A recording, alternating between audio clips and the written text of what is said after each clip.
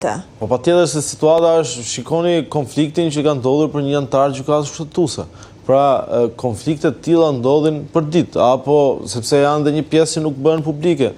Ka shumë vende vakante në gjykatën e apelit që qëndrojnë vakante për kohë gjalla për shkak të mosmarrveshjeve për promovimin e gjyqtarëve, për shkak të procedurave që vetë KLG-ja ka parashikuar dhe për shkak të padrejtësive që parashikohen rregullore, ku i jepet prioritet një gjyqtari që vjen dhe punon si këshilltar në KLG apo si këshilltar në gjykatë lartë, dhe nuk i jepet prioritet një gjyqtari që punon prej vitesh në Sarandë apo në Gjirokastër apo në Korçë.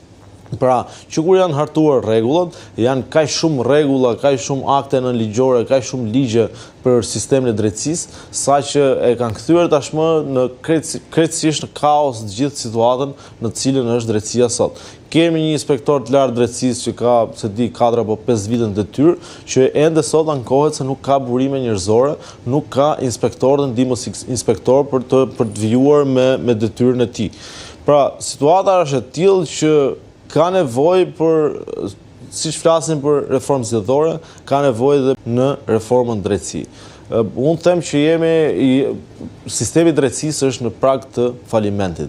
Pra, stoku prej mbi 50.000 dosjesh gjykatën e apelit duhet jetë alarmant për KLG-n. Stoku gjykatën e lartë po ashtu.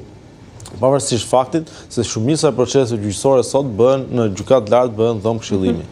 Por nuk është çështja vetëm statistikisht ulim stokun, apo prodhojnë cilësi gjykatat shqiptare sot, apo prodhojnë vendime të drejta gjykatat shqiptare sot, dhe fakti që ka kaq shumë konflikt, dhe fakti që një qytetar guxon dhe vret një gjyqtar në sallën e gjykimit, tregon që gjykatat shqiptare, edhe nëse japin drejtësi, nuk e bindin qytetarin që po japin drejtësi, sepse është parim, drejtësia jo vetëm duhet të jepet, por edhe duhet duket që të jepet, që po jepet. E kuptoj. Në këtë situatë që është vendi sot, situatë kur ti për një marrëdhënie pune do 15 vite të marrësh një vendim formës prerë, për një job që të vendos një dënim administrativ që të jep një organ shtetëror, do 15 vite që të marrësh vendim formë prerë, për një kredi që ti mendon se banka ka abuzuar me penalitetet me interesat, do sa më shumë dhe do edhe sa më shumë shpenzime, nuk është kjo mënyra se si... Po ti intereson gjithë kjo kaos, gjithë kjo zvarritje, kjo lodhje e qytetarit?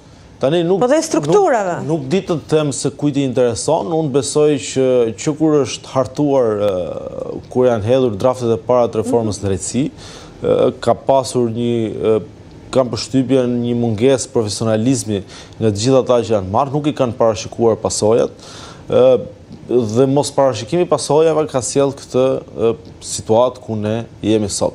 Dhe dje dëgjova dhe një nga draftuesit e kodit penal që po draftohet sot, i cili tha se e tregoi si histori suksesi që edhe për draftin e kodit penal kemi përdorur të njëjtën metodologji si për reformën drejtësi. Kodi penal ai që kanë gjallur një sër debatesh. Penal do të sjellë pasoja të tilla siç ka sjell reforma drejtësi, nuk e di se çfarë do presim në 30 vitet e ardhshme. Aq më tepër në momentin që ti ke kaq mungesë burimesh njerëzore në gjykatë dhe në prokurori, të fusësh në një kod të ri penal, kjo pastaj do e kthej situatën komplet. A ishte nevojshëm ky ndryshim, cili është komenti juaj personal për këtë propozim për kodin penal, i cili, siç e thash, e thatë edhe ju, është shumë i diskutuar, njerëzit e kanë marrë kapitull për kapitull dhe po bëjnë vërejtje të pafundme, duket sikur është i pamenduar dhe i pa përshtatur mirë me terrenin shqiptar. Atëherë, përpara se sa të themi se çfarë përfaqësojnë ato dispozita, ato rreth 900 nene në kodin penal të ri, është për të diskutuar a kemi nevojë ne sot për një kod penal të ri.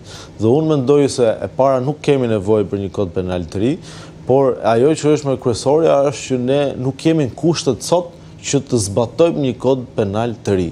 Pra, kur s'kemi burime njerëzore në gjykata, s'kemi burime njerëzore në prokurori, si mundet që ti të përfshish një kod penal me vepra penale të reja dhe me vepra penale që nga mënyra se si janë shkruar sjellin kaq shumë debat, saqë situata do kthehet me të vërtet në situatë problematike. Unë mendoj se duhet stabilizojmë një sistemin e drejtësisë, të ulim stokun, prokurorët dhe gjyqtarët mos kenë nga 1.500 apo 2.000 dosje në gjykim apo në hetim, pastaj mund të mendojmë që të përfshijmë një kod penal të ri, ku gjithsecili do jetë më i qetë në punë dhe do ketë mundësinë që të analizojë siç duhet gjitha. Zoti Braun, i falenderoj shumë për bisedën, i falenderoj që ishit në studio me ne.